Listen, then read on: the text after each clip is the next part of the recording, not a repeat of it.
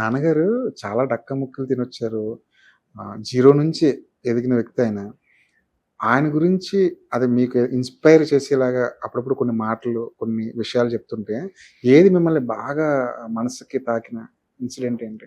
చాలా స్ట్రగుల్స్ చూసారండి. హ్మ్. అంటే ఎలాంటి స్ట్రగుల్స్ అంటే థియేటర్‌కెళ్ళిన తర్వాత థియేటర్ ఫుల్ అయిపోతే ప్రివ్యూ షోస్ ఏస్తుంటారు చెన్నైలో. అంటే సినిమా ప్రొడక్షన్ హౌస్‌లో అవును. ప్రివ్యూ షోస్ ఏస్తుంటారు. హ్మ్.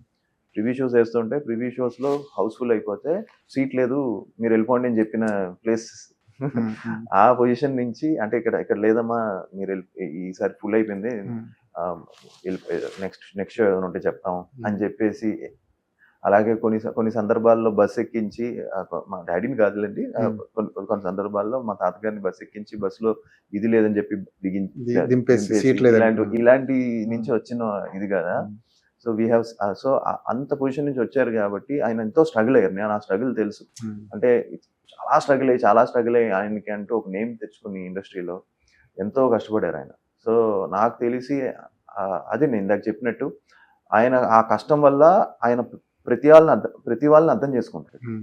హి అండర్‌స్టాండ్స్ ఎవ్రీవన్. అవును. వాళ్ళు కూడా నాలాగా కష్టపడి వచ్చారు అంతే హ్మ్. అనే ఫీలింగ్‌తోనే ఆయన కూడా ఇది ఉంటుంది కాబట్టి సో, నేను నేర్చుకుందేంటంటే సిన్సియారిటీ.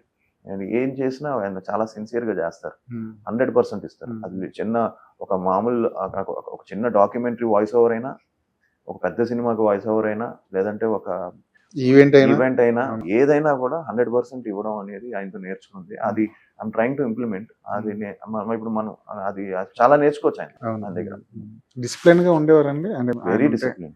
ఆయనుంటే హెడ్ మాస్టర్ ఉన్నట్టే గదా! అంటే ఇంట్లో. జాలీగా ఉంటారు. హ్మ్. ఎక్కడ స్ట్రిక్ట్‌గా ఉండాలో అక్కడ ఉంటారు. హ్మ్. ఇప్పుడు నేను 6:00 నాకు ఇంటర్వ్యూ అనుకోండి. హ్మ్. నేను 5:45 వరకు ఇంట్లో ఉన్నానంటే, హ్మ్. మనం ఏం చేస్తారు? 6:00 ఇంటర్వ్యూ ఇంకా ఎక్కడున్నావు అంటారు. హ్మ్. ఇప్పుడు కూడానా?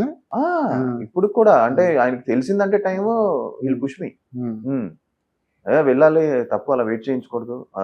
వెళ్ళిపోవాలి ఇంకా ఇక్కడ ఏం చేస్తున్నావు అంటారు. హ్మ్. సో, ఆయనేంటంటే ఆ డిసిప్లిన్ ఆహ్, ఆ ఇంట్రెస్ట్ అంటే 7:00 కాల్ షీట్ అంటే ఆయన ఇప్పటికి చాలా మంది 7కి ఉంటారు. హ్మ్.